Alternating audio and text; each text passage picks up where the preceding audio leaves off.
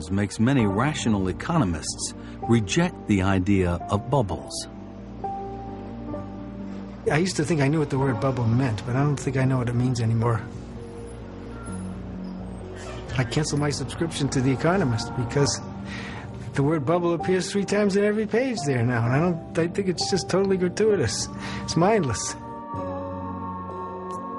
Bubbles sound innocuous, but financial journalist Justin Fox has studied their history and discovered what happens when they burst. The first financial bubble involved something highly unlikely. In the 1630s in the Netherlands, people were buying and selling tulip bulbs. Complete mass insanity in Holland for a couple of years there, where hundreds of people, artisans, would leave their workshops and set up business as florists, they call themselves. Even for the most part, what they really were tulip bulb traders. And it was a real financial market. The price of tulips in Holland rose to such a level that the value of one tulip bulb would sometimes be the same as that of an entire house. Over a 3-year period, the price of tulip bulbs rose and then began to soar. By some accounts, almost half the money in the Dutch economy was caught up in trades involving tulips. To a lot of historians, this is really the first example of a financial bubble, even though it was basically tulips. People were buying them not primarily because they liked tulips, but they were buying them because they thought that the price was going up and they could resell them to someone else at a higher price. On February 5th, 1637, the most expensive bulb in Holland failed to sell, and tulip investors panicked. Then it burst, because prices start falling, and then they're falling more, and then you start thinking, I remembered, I doubted that tulips could possibly be worth so much. Maybe I better get out fast. And then everyone starts dumping, and then it just drops. As the prices plunged, leading citizens found themselves bankrupt. Some historians estimate it took a generation for the Dutch economy to recover. There have been many bubbles and crashes since, but the most famous happened closer to home.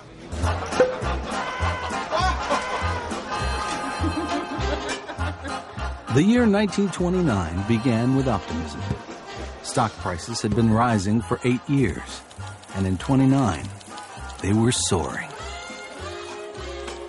The 1920s was a great decade economically. The economy was booming, industry was booming, and toward the latter part of the decade, financial markets just sort of went from reflecting that boom to kind of creating it.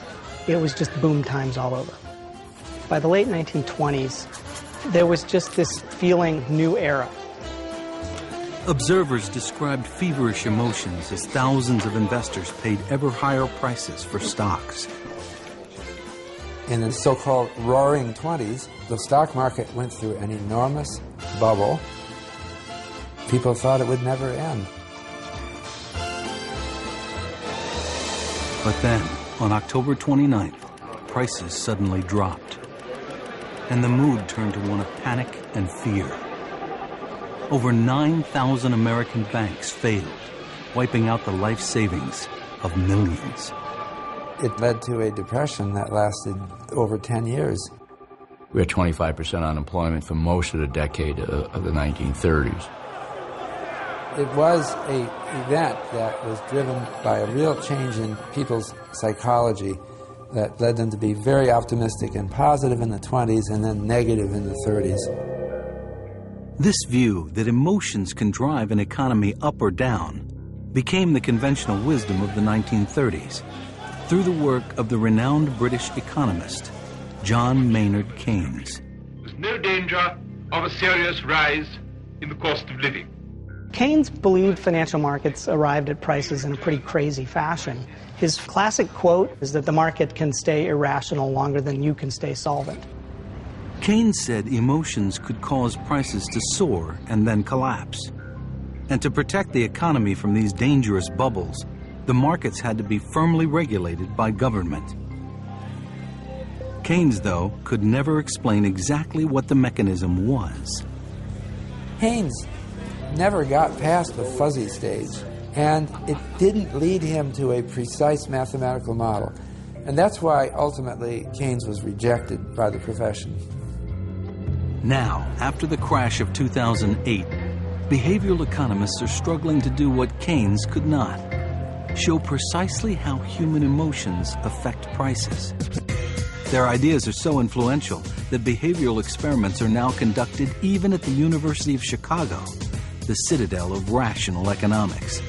One explores a mysterious psychological bias. We are interested in how much you would pay for this mug or one identical to it. These students have been told to work out the price of a common consumer item. Travel mug in beautiful maroon.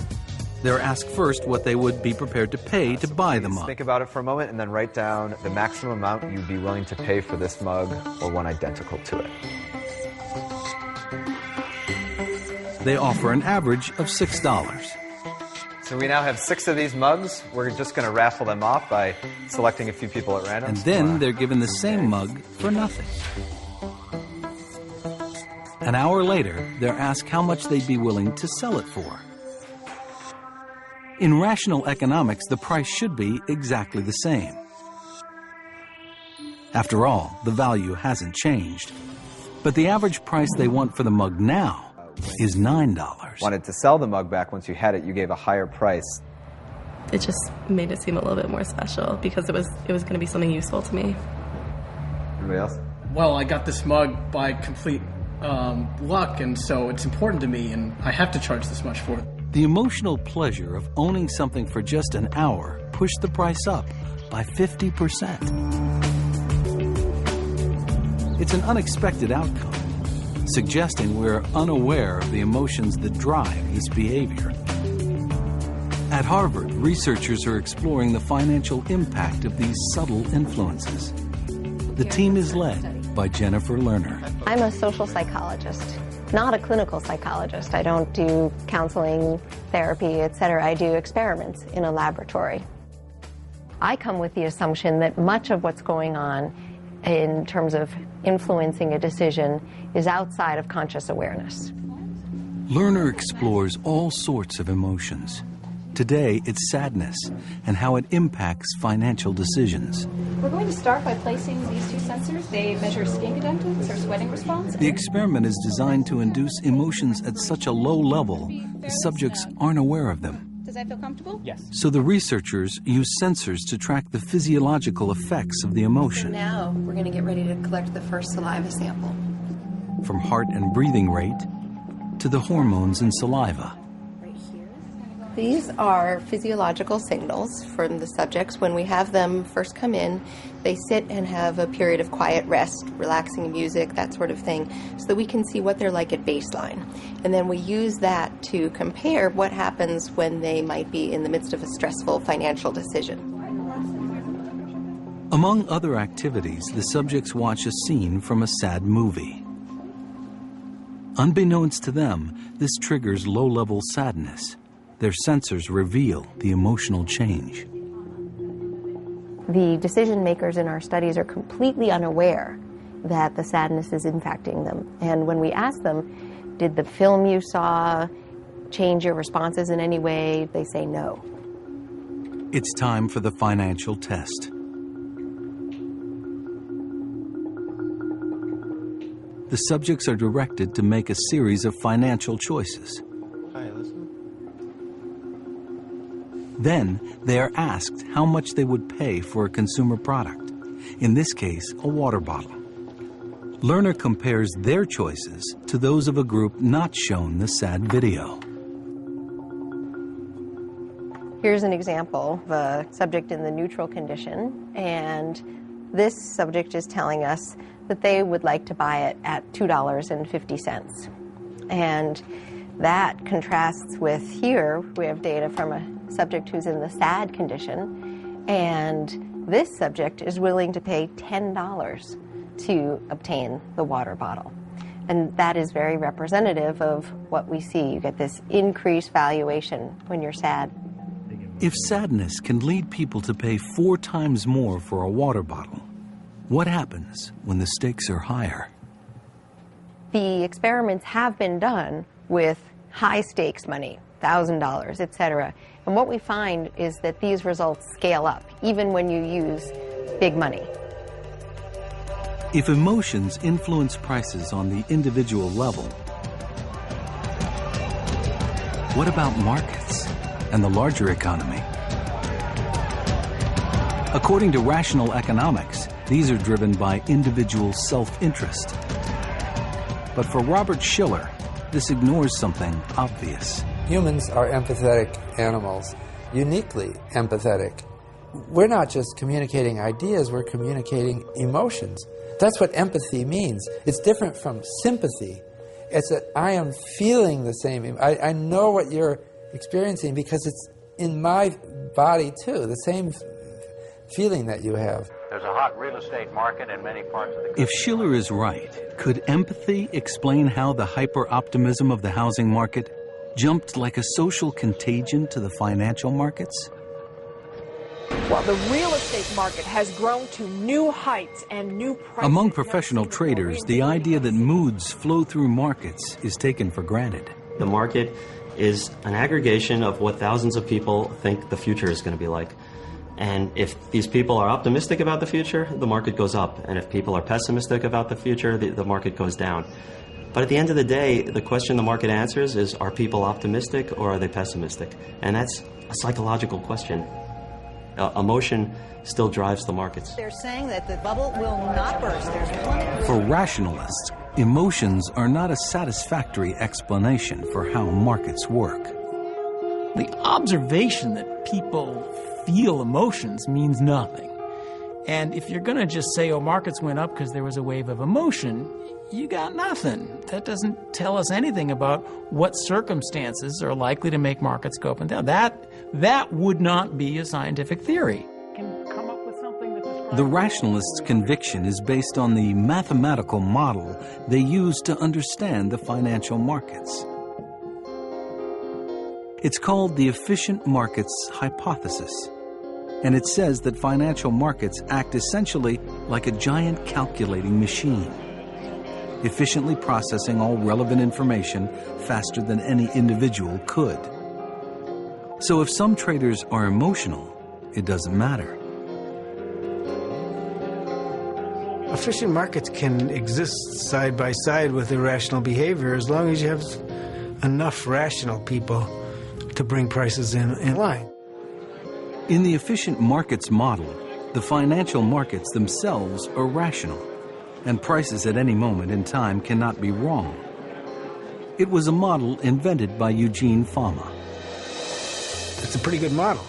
And for almost every practical use you would put that model to, it works pretty well. It created a big fuss, and the fuss persists to this day. The fuss persists because for many behavioralists, the theory implies financial markets should be immune from criticism or control. The theory is that we have to look at markets as oracles. When the market moves up, we have to say, what is the wisdom of the market telling us today? If markets are efficient, there's no real need for government because the market itself will make sure that prices are always equal to the right price. Instead of regulation, rationalists believe the markets will come up with their own mechanisms for managing risk. And so they have. The first was invented here at the Chicago Mercantile Exchange, where traders handle vast sums of money all the time. I'm an independent trader, and I trade my own money, 50 contracts to 100 contracts at a time. That's basically a $50 million to $100 million contract size. Traders here make their money by effectively offering to insure people against risk, including agricultural producers of pork bellies and oranges. Long before this orange became an orange, the farmer had to grow it. Well, he doesn't know what will be the price of that orange when it comes to the market finally 10 months later. Will he make a profit? As protection, farmers take out contracts to insure themselves against the price of oranges dropping. Nowhere in the market are you going to see an orange past